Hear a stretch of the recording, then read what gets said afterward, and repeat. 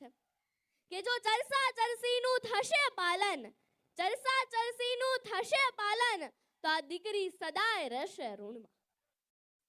કોણ જાણે આ સમાજની કેવી રીત હશે, લગ્ન પ્રસંગની ઉજવણી તો સાવ અનોખી જ હશે. પણ જ્યારથી હું સમજણી થઈ છું ત્યારથી આ વિચાર મારા મગજમાં આવ્યા કરે કે શું કુદરતની એવી રચના છે કે વરઘોડો કાઢવો જ પડે? ટ્રાફિક અને ધ્વનિ પ્રદૂષણ ફેલાવવાનો શું અર્થ છે? શું ડીજે વગર સપ્તપદીના ફેરા ન ફરી શકાય? આપણા પેટની ભૂખ માત્ર ને માત્ર 80 કે 100 ગ્રામની હોય તો 600 કે 800 રૂપિયાની ડીશની શી જરૂરિયાત છે? નવયુગલોની પ્રીત તો પાલવડે બંધાય છે તો ચોરીનો માળો લાખોમાં કેમ લખાય છે? હા, આવા સુપ્રસંગે દીકરી પાર્લરમાં તૈયાર થાય એના ઘણા શોખ હોય, ઘણા સપના જોયા હોય, પણ જ્યાં મોર જાજે ઉગમણે દેશ એવા ગીતો ગવાય છે ત્યાં ડીજેના પડઘા કેમ સંભળાય છે?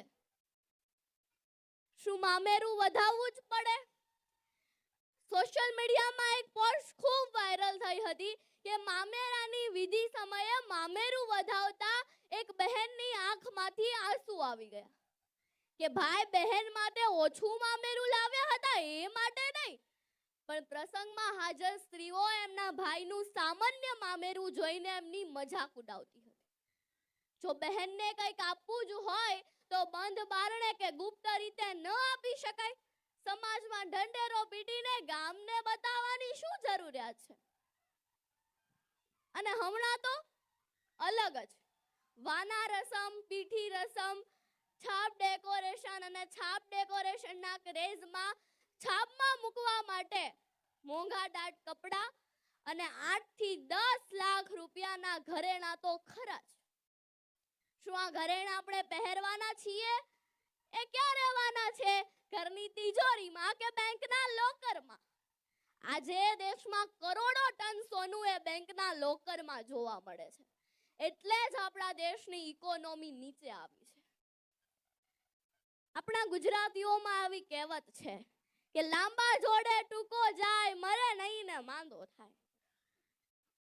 સ્વાભાવિક વાત છે કે મોંઘાદાટ ખર્ચા અમીર વર્ગ, પૈસાદાર લોકો કરે, પણ જ્યારે નાનો માણસ એની હેસિયતથી વધારે કરવા જાય ને તો મુશ્કેલીમાં મુકાય છે.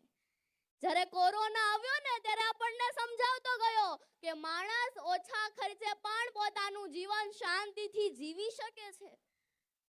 દેખાદેખી કરીને, ખોટા ખર્ચા કરીને દીકરા કે દીકરીના ધામધૂમથી લગ્ન માટે એના પિતા પર કેટલી મોટી જવાબદારી આવી પડે. આ બધું જ જાણવા છતાં મૌન સેવાય છે. પણ દુઃખ તો ત્યારે થાય છે કે નથી ને તોય કરવા જાય છે ને અંત સુધી હપ્તા ભરાય છે. કદાચ એટલે જ આ સમૂહ લગ્નનો ઉદય જ એ માટે થયો છે. ધર્મનંદન ડાયમંડ્સ પરિવારમાં કામ કરતા કાર્યરત કર્મચારીઓ કે જેમને પરંપરાગત ખર્ચ કે ગજા ઉપર વટા ખર્ચ ન થાય અને એમને રાહત મળે, એની ભવિષ્યમાં એની મૂડીને બચાવી શકે, એ માટે આ સમૂહ લગ્નનું આયોજન કરવામાં આવે. આ ધર્મનંદન ડાયમંડ્સ પરિવારની તમામ યુવા ટ્રસ્ટી ટીમને હું દિલથી બિરદાવું છું. અંતે નવયુગલોને શુભકામના પાઠવતા એટલું ચોક્કસ કહીશ કે કાજલ આપની નજર ઉતારે, કાજલ આપની નજર ઉતારે, સૂર્યના કિરણો નવી ઉર્જા બક્ષે, સમાજમાં દાંપત્ય જીવનનું શ્રેષ્ઠ ઉદાહરણ બનો, સૃષ્ટિ એવો તરબતર સ્નેહ વરસાવે. Thank you. જય હિન્દ, જય ભારત, ભારત માતા કી જય.